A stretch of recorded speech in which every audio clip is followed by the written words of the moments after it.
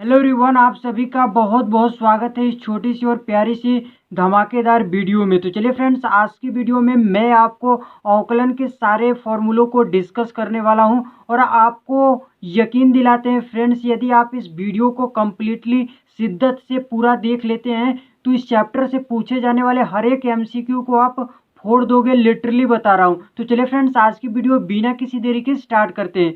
तो gas, video में आगे बढ़ने से पहले यदि आप चैनल पर नए हो तो चैनल को सब्सक्राइब कर लेना और वीडियो पसंद आए तो लाइक भी कीजिए।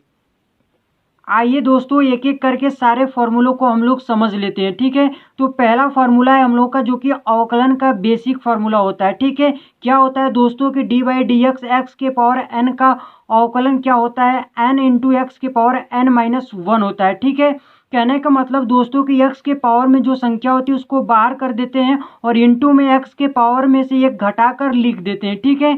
तो उम्मीद करते हैं ये फॉर्मूला आपको समझ में आ गया होगा, ठीक है। नेक्स्ट फॉर्मूला को देखते हैं। e के पावर x का अवकलन होता है दोस्तों e के पावर x, ठीक है।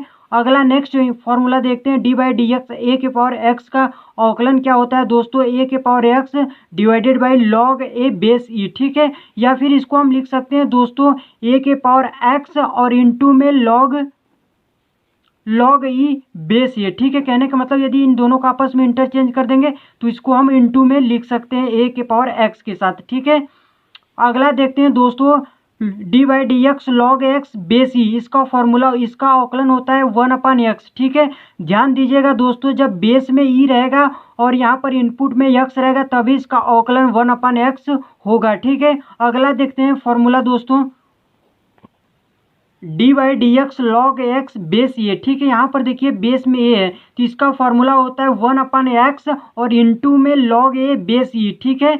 जब बेस में आपके पास ई के अलावा कोई दूसरा संख्या होती है तो उसका फार्मूला वन अपन एक्स नहीं होता है, वन अपन एक्स और इंटू में लॉग ए बेस ई लिखते हैं, ठीक है। तो उम्मीद करते हैं इनके बीच, क्योंकि मैं इतना जोर इसीलिए दे रहा हूँ फ्रेंड्स क्योंकि बहुत सारे स्टूडेंट कन्फ्यूज रहते हैं, ठीक है। क्योंकि वे हमेशा वन अपन एक्स फार्मूला लगा देते हैं, ठीक है। लेकिन आपको ध्यान देना, जब बेस ई रहेगा तभी वन अपन एक्स इसका समाकल अवकलन होगा, ठीक है।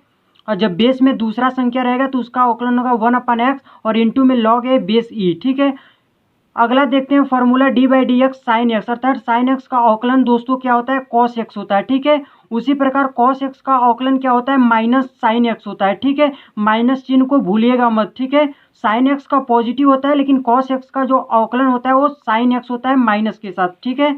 अगला देखते हैं फॉर्मूला टेन एक्स का अवकलन, ठीक है दोस्तों। टेन एक्स का अवकलन होता है सेक स्क्वायर एक्स, ठीक है। उसी प्रकार अगला इंपॉर्टेंट फॉर्मूला देखते हैं अवकलन का कॉट एक्स का, ठीक है। कॉट एक्स का d by D x cot x, ठीक है। कॉट एक्स का अवकलन होता है माइनस का कोसेक स्क्वायर एक्स, ठीक है। ये माइनस होता है, ठीक है।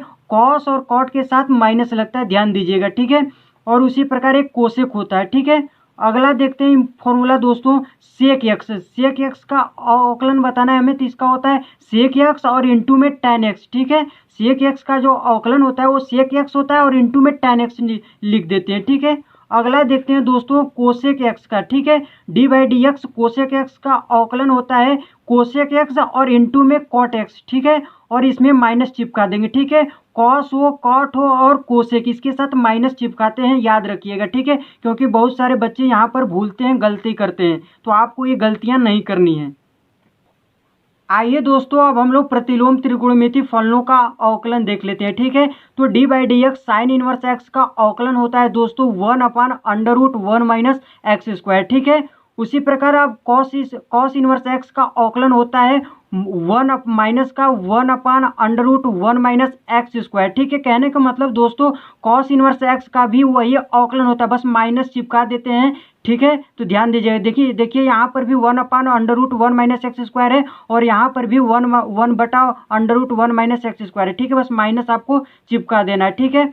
तो इसी प्रकार आप इन दोनों को कॉम्बिनेशन से याद रख सकते हैं, ठीक है। क्योंकि साइन इनवर्स एक्स का जो अवकलन होता है वही कॉस इनवर्स एक्स का भी होता है, बस माइनस आपको अलग से चिपकाना पड़ता है, ठीक है। tan इनवर्स एक्स का अवकलन होता है d by D x, tan inverse x का अवकलन होता है दोस्तों one upon one plus x square, ठीक है।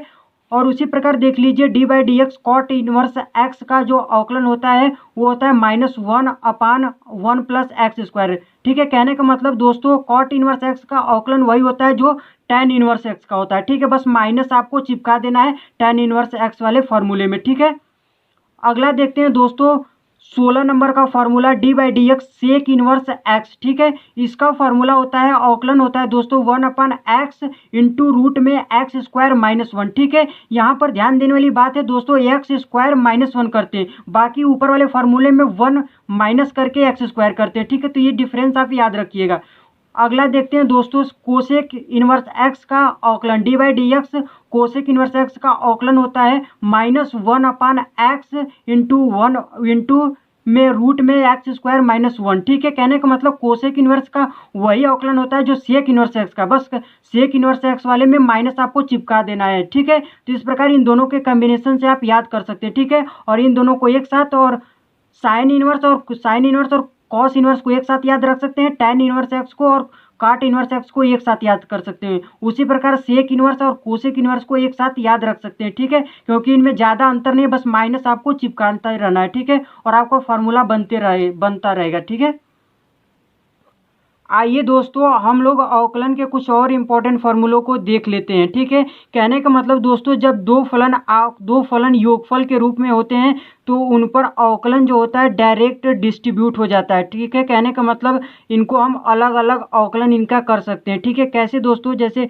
D by D x v हो जाएगा और प्लस में d by D x u हो जाएगा। ठीक है, कहने का मतलब ये डी बाई डी एक्स जो अवकलन के साइन को बताता है ये डायरेक्ट क्या होता है दोनों पर डिस्ट्रीब्यूट हो जाएगा। ठीक है, उसी प्रकार माइनस में भी रहेगा तब पर भी डायरेक्ट ये अवकलन क्या हो जाता है डिस्ट्रीब्यूट हो जाता है, वितरित हो जाता है। ठीक है, तो इसको हम क्या लिख सकते हैं d by D x v minus d by D x u हो जाएगा। ठीक है, जो प्लस हो में हो या फिर माइनस में दो फलन हो तो उन पर अवकलन डायरेक्ट क्या होता है बढ़ जाता है। ठीक है, एक और इम्पोर्टेंट फार्मूला देख लीजिए d by D x c into x रहेगा। ठीक है, सी की यहाँ पर क्या है कांस्टेंट है। ठीक है, ये 20 नंबर का आपका फॉर्मूला है। ठीक है, जब भी किसी फलन के साथ दोस्तों एक कांस्टेंट मल्टीप्लाई के रूप में होता है तो कांस्टेंट क्या होता है अवकलन से फ्री होता है। ठीक है, तो इसको हम बाहर कर सकते हैं, तो सी बाहर आ जाएगा और डी बाई डी एक्स यहाँ पर यक्स हो जाएगा। ठीक है, यक्स के स्थान पर कोई भी फलन हो सकता है। ठीक है,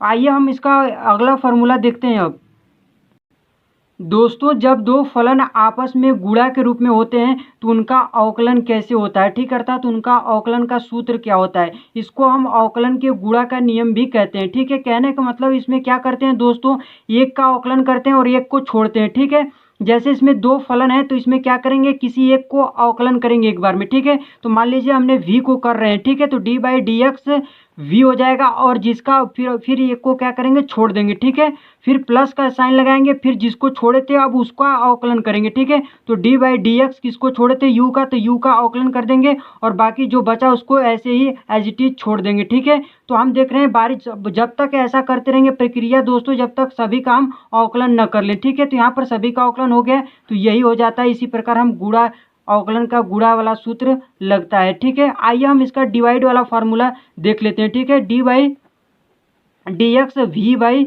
यू है। ठीक है, अर्थात इसको हम बोलते हैं अवकलन का भाग फार्मूला। ठीक है, डिवीजन रूल, इसको मल्टीप्लिकेशन रूल बोलते हैं। ठीक है, इसमें क्या करते हैं दोस्तों ऊपर अंश का अवकलन करते हैं, तो ऊपर अंश है तो अंश का अवकलन करेंगे तो d by D x v हो जाएगा और हर को कांस्टेंट रखेंगे अर्थात इसी तरह चिन्ह रख देंगे। ठीक है, और माइनस का चिन्ह लगाएंगे फिर हर का अवकलन करेंगे तो डी बाई डी एक्स हो जाएगा और इंटू में यू। ठीक है, और फिर हर का अवकलन कर लेंगे और अंश को कांस्टेंट रखेंगे अर्थात इसी तरह लिख देंगे बिना अवकलन का और बटा में हर का स्क्वायर कर देंगे। तो हर क्या है आपके पास u है तो u का स्क्वायर कर देंगे। ठीक है, तो इस प्रकार से ये हो गया आपका डिवीजन रूल। ठीक है, तो ये मैंने आपको बनाना भी आपको बता दिया आखिर जब मल्टीप्लिकेशन में दो फलन होते हैं तो उन पर कैसे अवकलन किया जाता है और जब डिवाइड में होते हैं तब उनका अवकलन कैसे किया जाता है। ठीक है, तो आप इसको याद रख सकते हैं या फिर मैंने आपको बनाना भी सिखा दिया। ठीक है, तो उम्मीद करते हैं दोस्तों ये वीडियो आपको पसंद आया होगा। तब तक के लिए फ्रेंड्स इस वीडियो में इतना ही, मिलते हैं किसी और शानदार टॉपिक के साथ। Love you, bye bye, take care, thank you.